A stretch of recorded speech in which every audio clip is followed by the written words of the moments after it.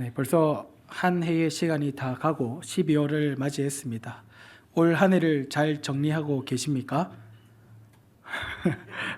내년에 한 해 계획을 잘 세우고 계십니까?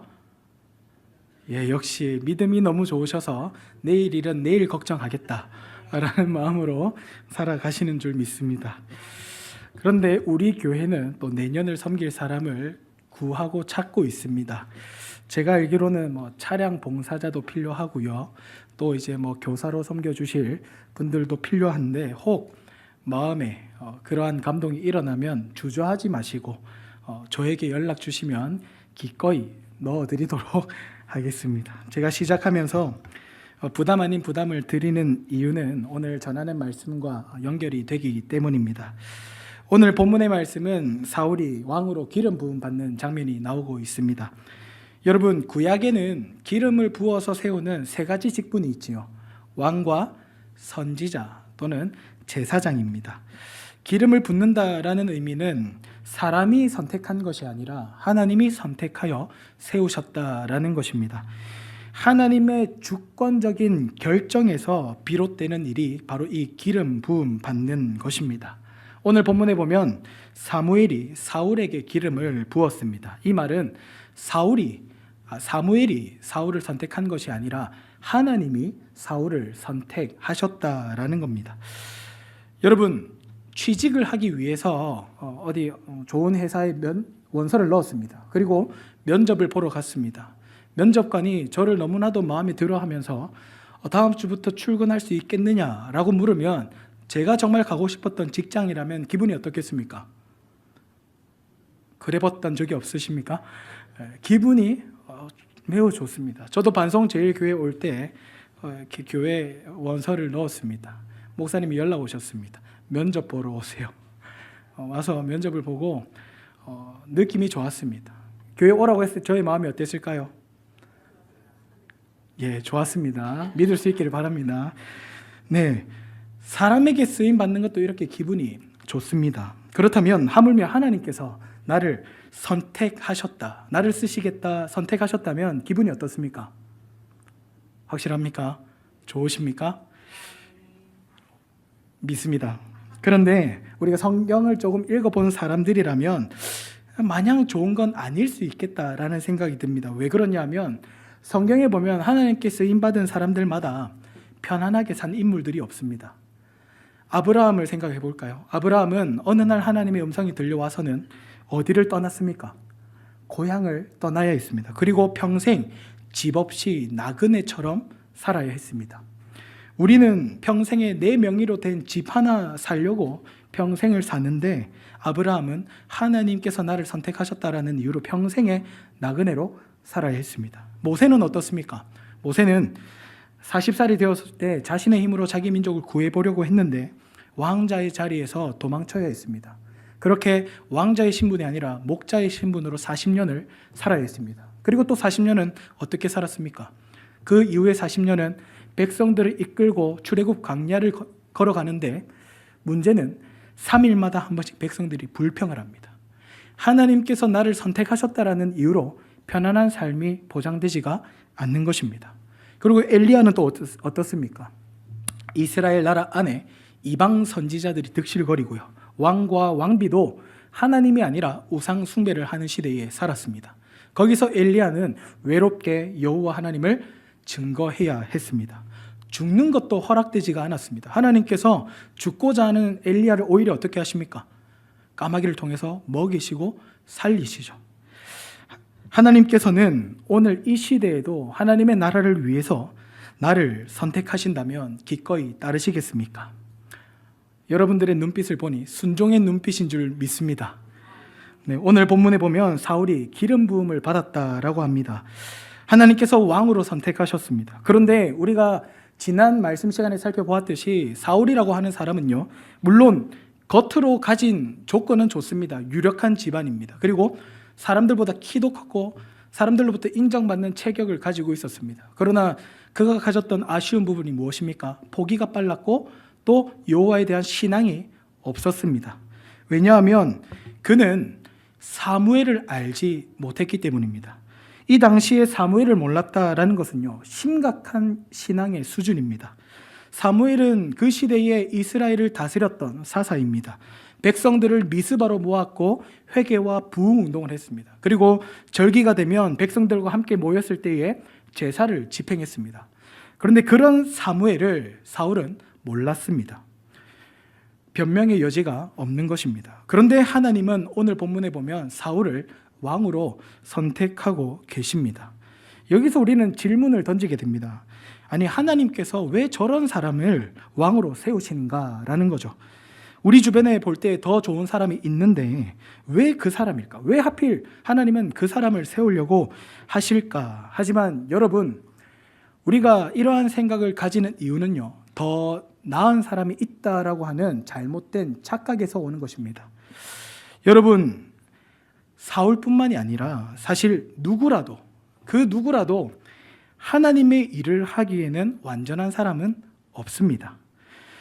세상 사람들은 교회를 다니는 사람들을 보면 일단 착한 사람으로 생각합니다. 제가 어렸을 때 교회를 다니지 않는 친구를 전도할 때 그 부모님이 교회를 다니지 않아도 교회 데리고 간다 하면 보내줬습니다. 왜냐하면 교회에 다니면 좋은 것을 배운다고 생각했기 때문입니다. 그런데 여러분, 우리가 교회를 다니지만 교회가 늘 평안합니까? 교회 다니는 사람들이 모두가 착합니까? 그렇지 않습니다. 성도들 사이에서도요, 미워하는 마음과 시기가 질투가 있습니다. 심지어 교회 지도자들 때문에 성도들이 시험에 들기도 합니다. 교회는요, 의인이 모인 곳이 아니라 죄인들이 모여있기 때문입니다. 그런데 그렇게 부족한 성도들, 그렇게 부족한 목회자들에도 불구하고 하나님은요, 저와 여러분에게 직분을 허락해 주셨다라는 것입니다.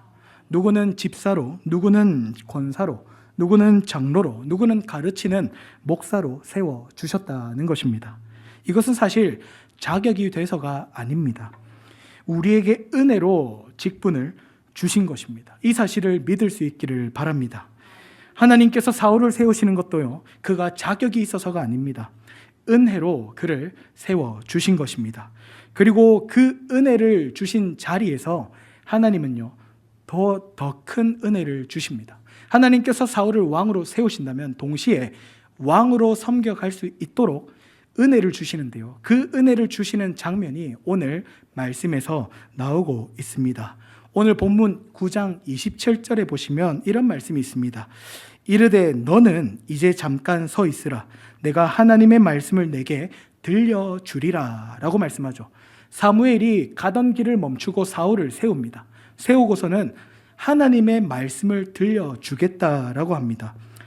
그 자리에서 사울에게 머리에 기름을 붓고요, 하나님의 말씀을 들려주는데 그 말씀은 눈에 보이는 세 가지 징조를 말해 줍니다.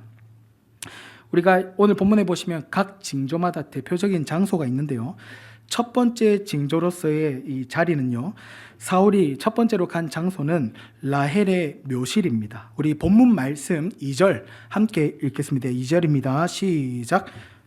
내가 오늘 나를 떠나가다가 베냐민 경계 셀 사이에 있는 라헬의 묘실 곁에서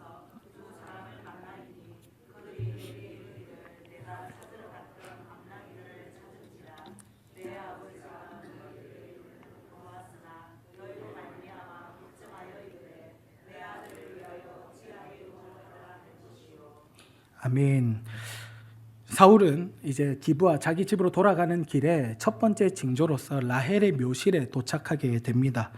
그런데 묘실이라 하면 무덤이죠. 라헬이 누굽니까? 라헬은 베냐민의 어머니입니다. 사울은 베냐민 지파이지요. 그런데 하나님께서 그곳을 지나가게 하신 이유가 있습니다. 왜냐하면 사울이 했던 말 때문인데요, 사울이 9장 21절에 보면 이렇게 말합니다. 사울이 대답하여 이르되 나는 이스라엘의 지파의 가장 작은 지파 베냐민 사람이 아니니까 라고 말을 합니다. 사울은 그 당시 이런 생각을 가졌습니다. 자기 지파를 향해서 우리 지파는 아주 작은 지파다 라고 말하는 거예요. 겸손한 표현이기도 하지만 또 하나는 실제 베냐민 지파의 상황이 그러했습니다. 사사기 20장에 가보면 형제들 지파 10개의 지파와 베냐민 지파가 서로 싸웁니다. 근데 이 전쟁을 거치면서 베냐민 지파에는요, 여자들이 모두 죽고 남자들 600명만 살아남은 것입니다. 그러니까 베냐민 지파에 남은 남자의 수가 600명밖에 안 되는 아주 작은 연약한 상태에 머물러 있었던 것입니다.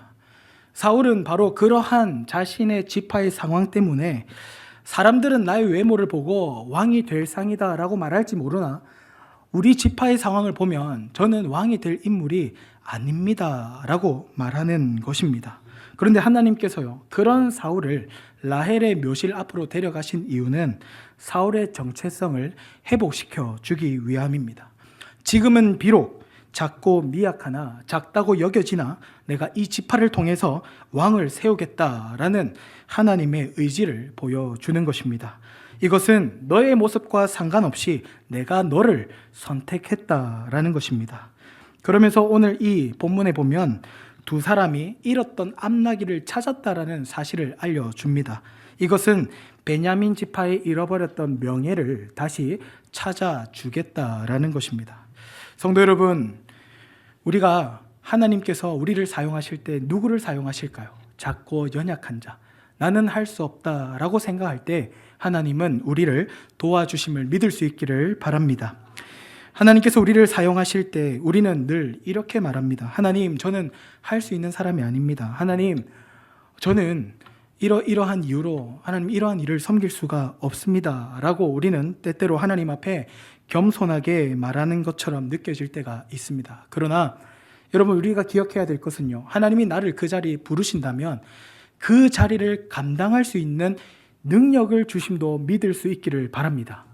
다시 말하면 나는 할 수 있는 사람이 아닙니다가 아니라 하나님께서 나를 그곳에 불러주시면 하나님께서 이루실 것을 믿고 나아가겠습니다. 이것이 우리 성도의 바른 우리의 고백인 줄로 믿습니다.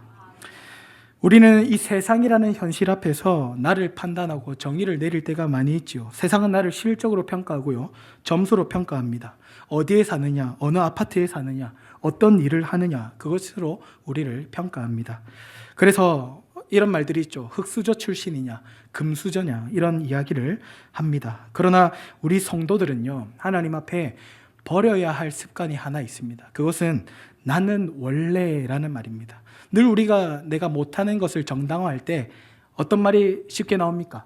저는 원래 성격이 이러이러해서, 저는 원래 소심해서, 그래서 저는 할 수 없습니다 라고 말할 때가 참 많은 것 같습니다. 그런데 사울도 오늘 이렇게 말하고 있는 것이죠. 저는 원래 나약한 지파의 출신이라서 왕이 되기에는 아닙니다 라고 말하는 것이지요. 하지만 하나님은 그런 사울에게 라헬의 묘실을 보게 하는 것입니다. 비록 너가 지금은 작고 연약한 것 같으나 베냐민은 나의 후손, 내 자녀다라는 것입니다. 성도 여러분, 우리가 하나님의 자녀임을 잊지 마시기 바랍니다. 자녀는 잘났든 못났든 아버지가 하나님이라는 사실은 변하지 않습니다. 저와 여러분이 때때로 죄 가운데 넘어진다 할지라도 하나님의 자녀라는 사실은 변하지 않습니다. 이 사실을 기억하는 저와 여러분이 될 수 있기를 바랍니다. 세상 살아가는 것이 녹록지 않고 어려움이 겹겹이 쌓여오지만 잊지 말라는 것입니다. 너는 내 자녀다. 하나님은 나를 택하셨고 나의 어떠한 모습과 모양과 상관없이 우리를 사용하시겠다라고 말씀하는 것입니다.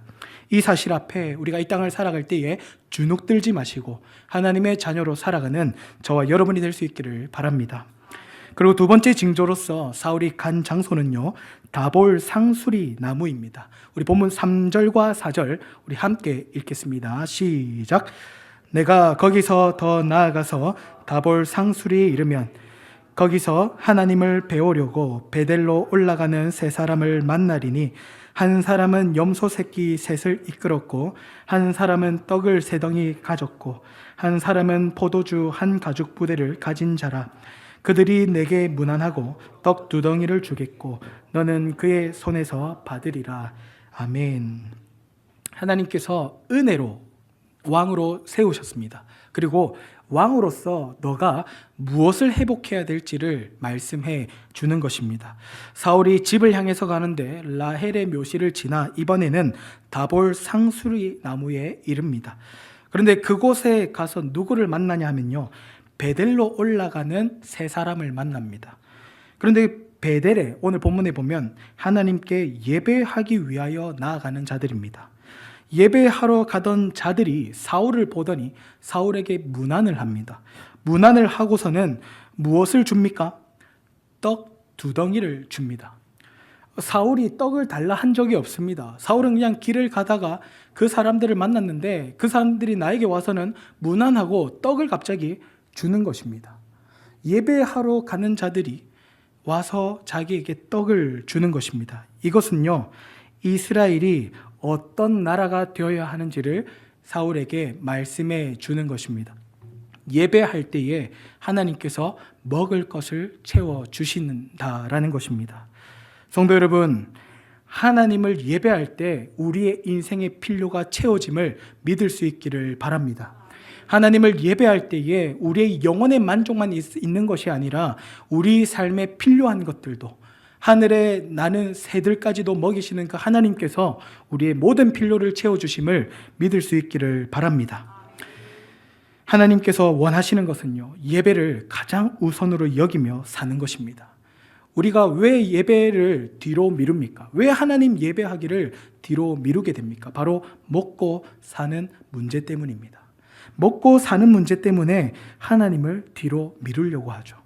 그러나 신약의 예수님께서 무엇을 말씀합니까? 먼저 그의 나라와 그의 의를 구하라. 그리하면 이방인들이 구하는 것은 거저 주겠다라고 약속하는 것입니다. 성도 여러분, 우리의 삶에 우선순위 지키는 것이 가장 어렵죠. 그러나 하나님을 신뢰할 수 있기를 바랍니다.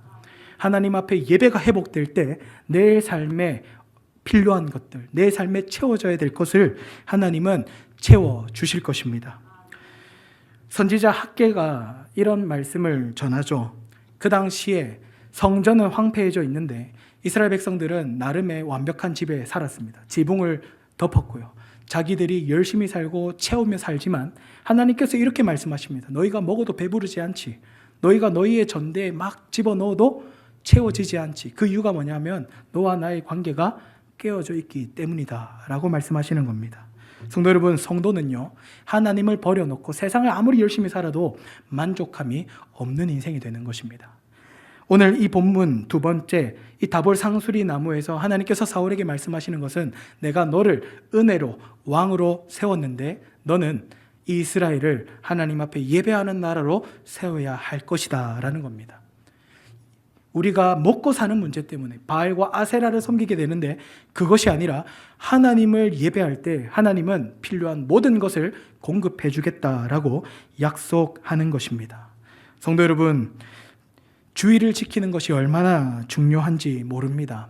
주일만큼은 다른 일에 양보하지 마시기 바랍니다. 주일에 친척 집 가고 주일에 여행을 가고 주일에 이런저런 이유로 자꾸 빠지게 되면 결과적으로요, 우선순위에 밀리게 됩니다. 주의를 지킨다라는 것은요, 하나님을 신뢰하는 법을 배우는 것입니다. 살아가다 보면 주의를 끼고 어떤 일정으로 나가야 될 일이 생길 수 있습니다. 그러면 그 일정에 본교회를 나오지 못하더라도 가 있는 그곳에서 예배할 처소를 찾아가야 하는 것입니다. 이번 주에, 지난주인가요? 지난주 목요일에 부산에 사는 제 친구가 진해의 공장 어디에 원서를 놓고 면접을 보고 창원에 왔다고 저를 만나러 왔습니다. 만나러 와서 이 직장에서 다음 주부터 나와줄 수 있냐라고 이야기를 했다 합니다. 뭐 약간 합격한 것처럼 저에게 이야기를 하던데, 근데 그곳에 가면 한 달에 2번은 주일에 빠져야 된다고 합니다. 일 때문에 주일날 예배 지키기가 어렵다 합니다. 본인이 다니는 본교회는 오후 예배까지만 있어서 직장을 가게 되면 그 주일을 지키기가 어려운 것입니다. 그런데 저한테 그래도 내가 예배해야 되지 않겠냐라면서 저녁 예배할 수 있는 곳을 물어보았습니다. 그래서 마음 같아서는 반송제일 저녁 예배를 없지만, 그래서 제가 또 한 교회를 추천해 주었습니다. 저는 제 친구지만 그 청년의 그러한 믿음이 저는 하나님 보실 때에 얼마나 기뻐하셨을까라는 생각을 하게 됩니다. 성도 여러분, 하나님께서 내게 은혜로 직분을 주시고 하나님께서 은혜로 나를 성도로 부르셨다면 우리에게 가장 먼저 회복되어져야 될 문제는 바로 이 우선순위의 문제인 줄로 믿습니다. 하나님 앞에 우리의 모든 인생의 우선순위를 먼저 내어 맡길 수 있기를 바랍니다. 그러면 우리의 모든 갈급함, 모든 그 공허가 채워지는 은혜를 경험하게 될 것입니다. 그리고 세 번째 징조로서 사울이 간 장소는요, 하나님의 산입니다. 본문 5절과 6절 말씀 함께 읽겠습니다. 그 후에 내가 하나님의 산에 이르니니 그곳에는 블레셋 사람들의 영문이 있느니라. 내가 그리로 가서 그 성읍으로 선지자의 무리가 산당에서부터 비파와 서고와 저와 수금을 앞세우고 예언하며 내려오는 것을 만날 것이요 내게는 여호와의 영이 크게 임하리니 너도 그들과 함께 예언을 하고 변하여 새 사람이 되리라. 아멘. 라헬의 묘시를 지나고 다볼 상수리의 나무를 지나고 이번에는 하나님의 산에 이르렀다라고 합니다. 여기서 말하는 이 하나님의 산은 원어 성경을 보아도 어디인지 정확하게 알 수는 없습니다. 하지만 오늘 본문 5절에 보면 그곳에 무엇이 있었는지를 말해줍니다. 블레셋 사람들의 영문이 있었다라고 하죠. 이 말은, 영문이라고 하는 말은 진영입니다. 진영, 군대의 진영, 그들이 장막을 치고 있는 진영. 다시 말하면 블레셋 사람들의 터전, 진영이 지금 어디에 있다는 겁니까? 하나님의 산에 있다는 겁니다. 있으면 안 될 곳에 지금 누가 있는 겁니까? 이방인들이 있는 것입니다. 이것은 그 당시의 이스라엘 상황을 보게 하는 것입니다. 그리고 내가 은혜로 너를 왕으로 세우는데 왕이 되면 너는 이 블레셋을 무찔러야 됨을 말해 주는 것입니다. 이스라엘은 청동기 문화를 가지고 있었습니다. 그런데 그 당시에 블레셋은요, 철기 문화를 가지고 있었습니다. 그래서 이스라엘은요, 자기 마음대로 철기를 지닐 수가 없었습니다. 나중에 살펴보겠지만 이스라엘이 전쟁을 나갈 때요, 철칼을 가지고 있는 사람 딱 두 사람밖에 없었습니다. 사울과 요나단밖에 없었습니다. 나머지는 뭘 들고 싸웠을까요?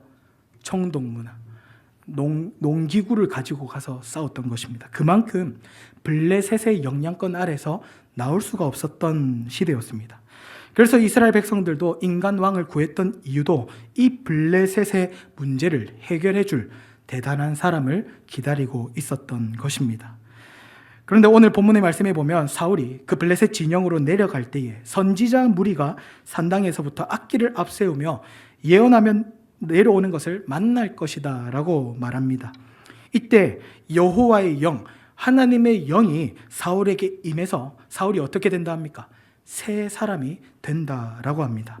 이 말씀은 블레셋과 같은 세상을 어떻게 이길 수 있는가를 말씀해 주는 것입니다. 우리의 원수, 대적, 마귀를 이길 수 있는 유일한 방법은요, 하나님의 영으로 싸우는 것입니다. 사울이 왕으로서 이스라엘을 다스리는 것은요, 육의 싸움이 아니다라는 것입니다. 블레셋과 싸울 때에, 세상과 싸울 때에 사울이 얼마나 군사적 전략을 잘 세우는가, 거기에 있는 것이 아니라 누구를 붙들어야 한다는 것입니까? 하나님을 붙들어야 한다라는 것입니다. 하나님의 영이 임할 때에 그 나라가 블레셋으로부터 구원을 받을 수 있다라는 것입니다.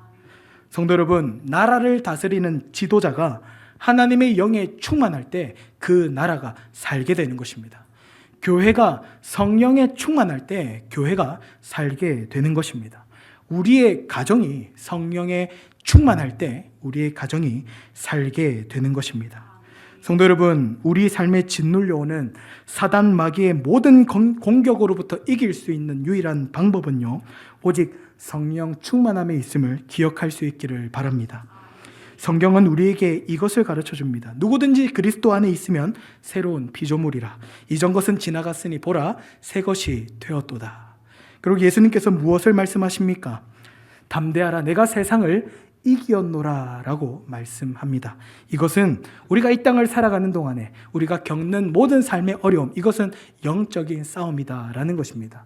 이 영적인 싸움에서 이기기 위해서는 무엇이 필요합니까? 성령의 충만함입니다. 예수님과 함께 가는 것입니다.